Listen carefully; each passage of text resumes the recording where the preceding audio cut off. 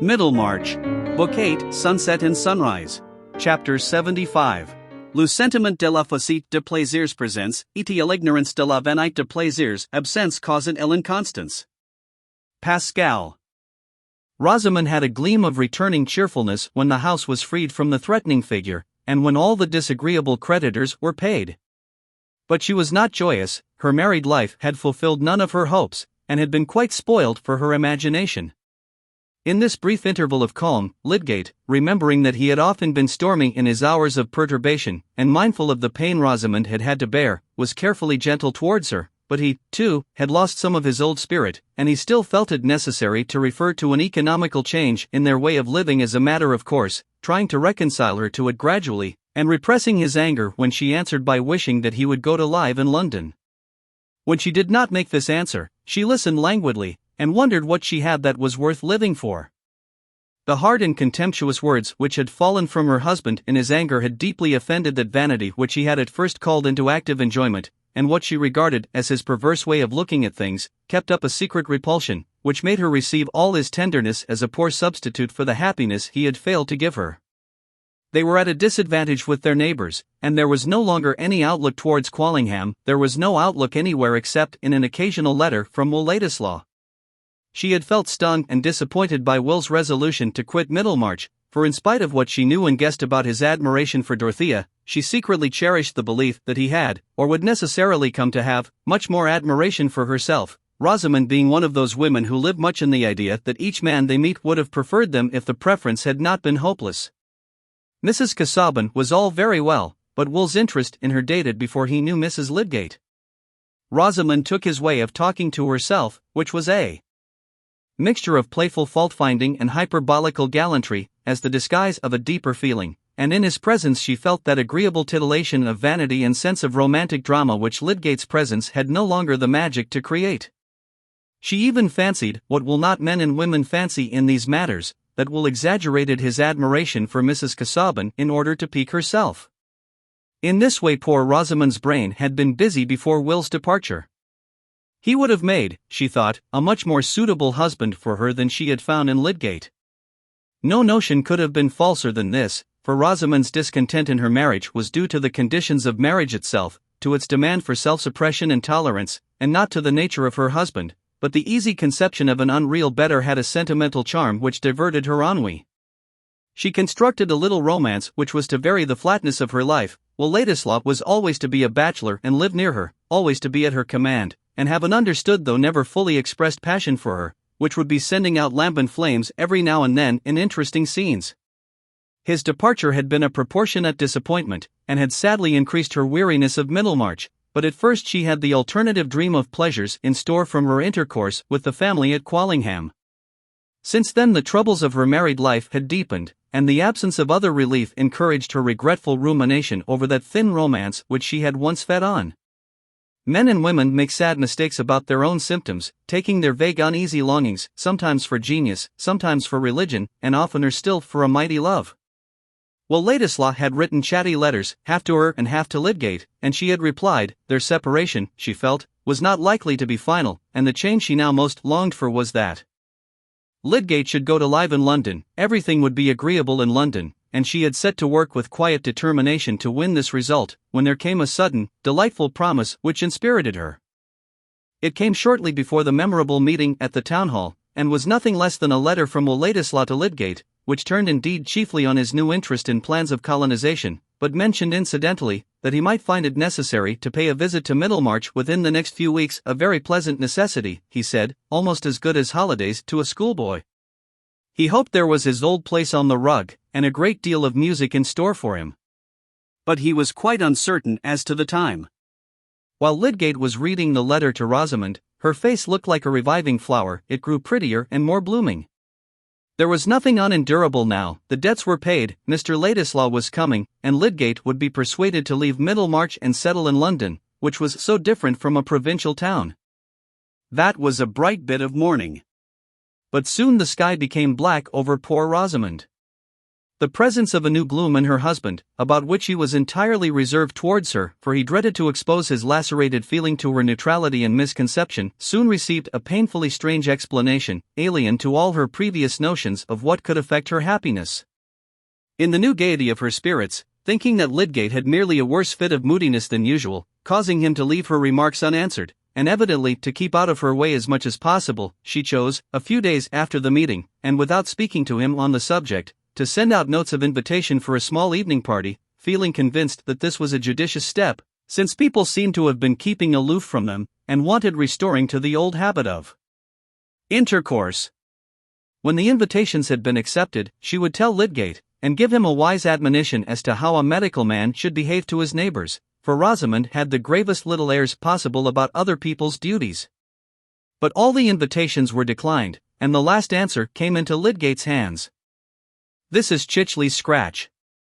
"What is he writing to you about?" said Lydgate, wonderingly, as he handed the note to her.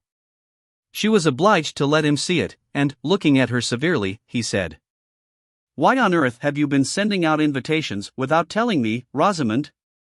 I insist that you will not invite anyone to this house. I suppose you have been inviting others, and they have refused too." She said nothing. "Do you hear me?" thundered Lydgate. "Yes, certainly I hear you," said Rosamond, turning her head aside with the movement of a graceful long-necked bird. Lydgate tossed his head without any grace and walked out of the room, feeling himself dangerous. Rosamond's thought was that he was getting more and more unbearable, not that there was any new special reason for this peremptoriness. His indisposition to tell her anything in which he was sure beforehand that she would not be interested was growing into an unreflecting habit, and she was in ignorance of everything connected with the £1,000 except that the loan had come from her uncle Bulstrode. Lydgate's odious humours and their neighbours' apparent avoidance of them had an unaccountable date for her in their relief from money difficulties.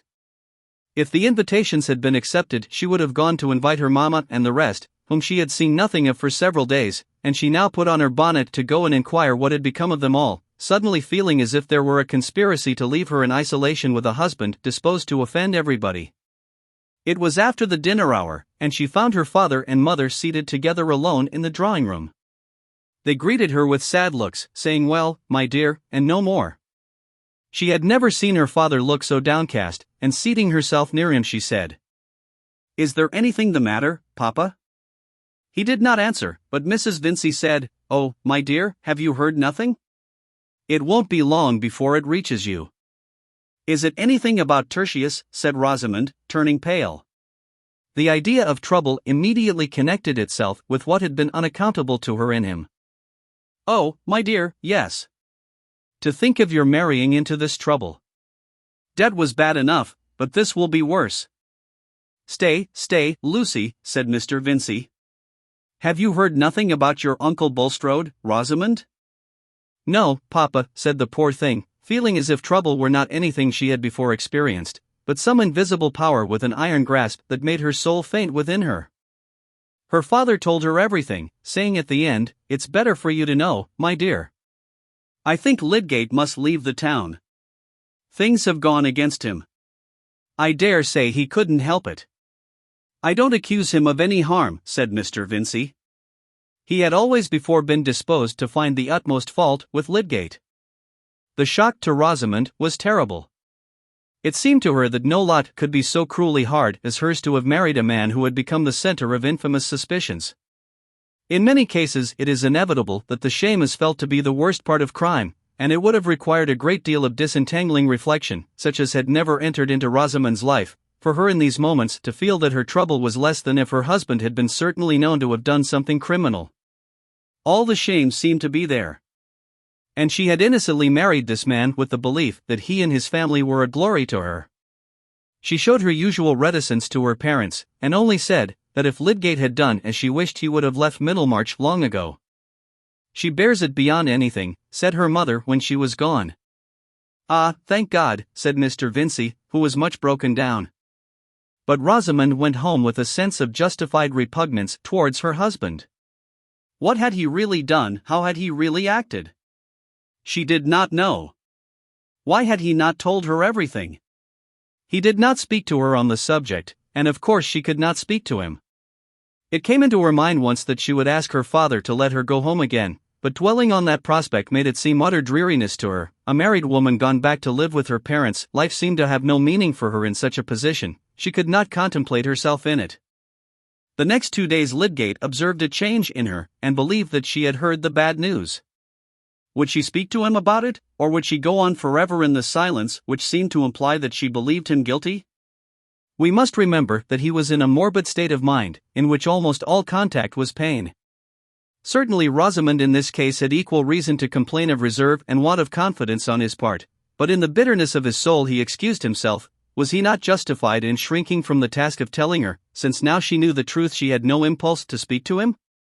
But a deeper lying consciousness that he was in fault made him restless, and the silence between them became intolerable to him. It was as if they were both adrift on one piece of wreck and looked away from each other.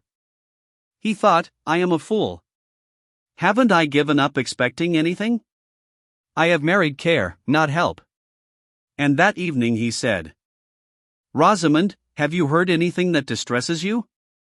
Yes, she answered, laying down her work, which she had been carrying on with a languid semi-consciousness, most unlike her usual self. What have you heard? Everything, I suppose. Papa told me. That people think me disgraced? Yes, said Rosamond, faintly, beginning to sew again automatically. There was silence. Lydgate thought, if she has any trust in me, any notion of what I am, she ought to speak now and say that she does not believe I have deserved disgrace. But Rosamond on her side went on moving her fingers languidly. Whatever was to be said on the subject she expected to come from Tertius. What did she know? And if he were innocent of any wrong, why did he not do something to clear himself? This silence of hers brought a new rush of gall to that bitter mood in which Lydgate had been saying to himself that nobody believed in him, even Fairbrother had not come forward. He had begun to question her with the intent that their conversation should disperse the chill fog which had gathered between them, but he felt his resolution checked by despairing resentment. Even this trouble, like the rest, she seemed to regard as if it were hers alone. He was always to her a being apart, doing what she objected to. He started from his chair with an angry impulse, and thrusting his hands in his pockets, walked up and down the room. There was an underlying consciousness all the while that he should have to master this anger, and tell her everything, and convince her of the facts. For he had almost learned the lesson that he must bend himself to her nature, and that because she came short in her sympathy, he must give the more.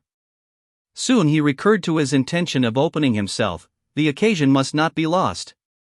If he could bring her to feel with some solemnity that here was a slander which must be met and not run away from, and that the whole trouble had come out of his desperate want of money, it would be a moment for urging powerfully on her that they should be one in the resolve to do with as little money as possible, so that they might weather the bad time and keep themselves independent. He would mention the definite measures which he desired to take, and win her to a willing spirit. He was bound to try this, and what else was there for him to do? He did not know how long he had been walking uneasily backwards and forwards, but Rosamond felt that it was long, and wished that he would sit down. She too had begun to think this an opportunity for urging on Tertius what he ought to do. Whatever might be the truth about all this misery, there was one dread which asserted itself. Lydgate at last seated himself, not in his usual chair, but in one nearer to Rosamond, leaning aside in it towards her, and looking at her gravely before he reopened the sad subject. He had conquered himself so far, and was about to speak with a sense of solemnity, as on an occasion which was not to be repeated. He had even opened his lips, when Rosamond, letting her hands fall, looked at him and said, "Surely, Tertius. Well. Surely now at last you have given up the idea of staying in Middlemarch. I cannot go on living here. Let us go to London. Papa, and everyone else, says you had better go. Whatever misery I have to put up with, it will be easier away from here." Lydgate felt miserably jarred. Instead of that critical outpouring for which he had prepared himself with effort, here was the old round to be gone through again. He could not bear it. With a quick change of countenance he rose and went out of the room. Perhaps if he had been strong enough to persist in his determination to be the more because she was less, that evening might have had a better issue. If his energy could have borne down that check, he might still have wrought on Rosamond's vision and will. We cannot be sure that any natures, however inflexible or peculiar, will resist this effect from a more massive being than their own. They may be taken by storm and for the moment converted, becoming part of the soul which enwraps them in the ardor of its movement. But poor Lydgate had a throbbing pain within him, and his energy had fallen short of its task. The beginning of mutual understanding and resolve seemed as far off as ever, nay, it seemed blocked out by the sense of unsuccessful effort. They lived on from day to day with their thoughts still apart, Lydgate going about what work he had in a mood of despair, and Rosamond feeling, with some justification, that he was behaving cruelly. It was of no use to say anything to Tertius, but when Ladislaw came, she was determined to tell him everything. In spite of her general reticence, she needed someone who would recognize her wrongs.